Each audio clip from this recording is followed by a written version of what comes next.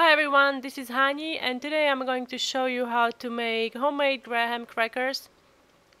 You could make these in different shapes. Here I made them in flower shapes. I thought those would be cute for Mother's Day. But you could also try making them in hearts, or you could do simple squares if you don't feel like cutting out different shapes. And this is the recipe I'm using. You can also find it if you'd like to print the recipe on my blog. Just follow the link that you see in the description area under the video. And as you see there at the top of the list is whole wheat pastry flour. I usually buy my pastry flours from a local Amish market that I know that they replenish often and their flours are not sitting on the shelf for a prolonged time. And I also store my whole wheat flours in a freezer or in a fridge. And I like to store them in the fridge because it prolongs the life of whole wheat flours because they can go rancid. They contain wheat germ and therefore they have oils in them, and these oils can go bad. So I do recommend that you store these flours in a cool place. And now I'm just going to scoop whole wheat pastry flour into a large bowl. I'm going to mix all the dry ingredients together here. And I'm also going to use all-purpose flour. This recipe uses all-purpose flour as well, so you can use all-purpose flour that you have on hand. And then I'm using 2 leavening agents, baking powder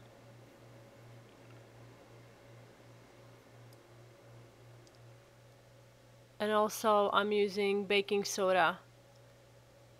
And as I mentioned before, you can find all the measurements on the blog. And also add a little bit of salt. And I like to add some spices, so you can add cinnamon. I like to use Vietnamese cinnamon. And if you have, you can also add cardamom.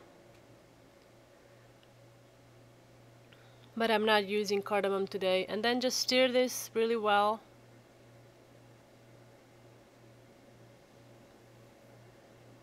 And then you can add chilled butter that I cut up in small chunks. And then using your hands, or you can use pastry cutter.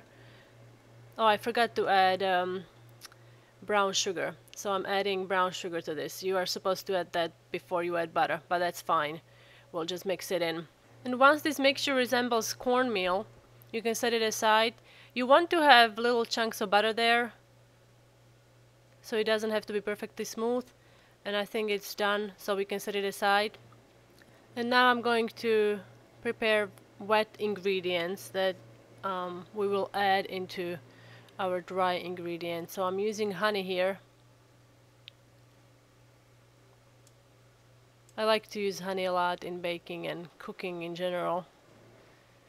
And to this I'm adding 1 tablespoon of lemon juice. You could also use orange juice, or if you don't have either of those, you can dissolve pinch of citric acid in 1 tablespoon of water and add that. And I'm also adding some vanilla extract and then milk.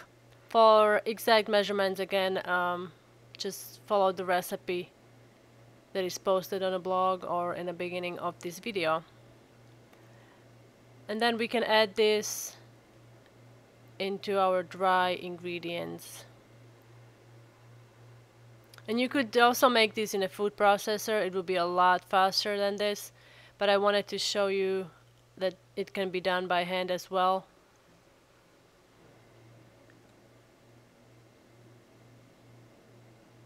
And then I like to stir it first with a spoon, just so I don't get my hands all sticky from honey. And then you can use your hands and knead the dough for a little bit until it comes together. And if needed, you can add more liquid. I like to add lemon juice, or you can add some water or milk. Just don't add too much. I would say add 1 teaspoon at a time. And then once the dough comes together, you can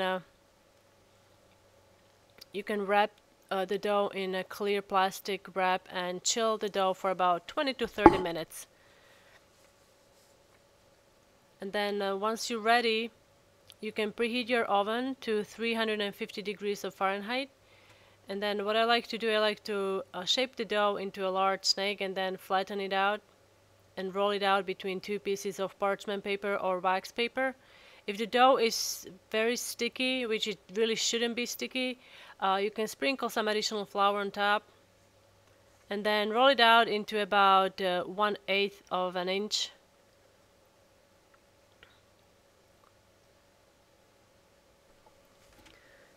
And then you can take a fork and you can poke holes all over the dough with the fork. And like I mentioned before, you can use different shapes for this. I'm using flower shape, but hearts look really pretty as well. Or you could take a pastry wheel and cut out squares or rectangles and just transfer all the cookies onto a prepared baking sheet that is lined with parchment paper. And then you can gather the scraps together and re-roll the dough. And then you want to bake these at 350 degrees of Fahrenheit for about 10 to 12 minutes, depending on how thick they are. Thicker they are, longer time they will take to bake. And then you want to let these cool completely, and then we'll dip them in chocolate. So now I'm going to microwave my chocolate. I'm using Mercan's dipping wafers. I'm going to microwave these in 20-second increments, and then you want to make sure that you stir and agitate the chocolate after each time you microwave it so you don't overheat it. And also, don't use any wood utensils when you are mixing your chocolate. You want to use metal utensils because wood can retain moisture and water, and even a drop of water will turn into a chocolate tragedy. Literally, I've done it myself, so stay away from water when working with chocolate. And I'm also using some candy decorations. These are just some spring nonpareils.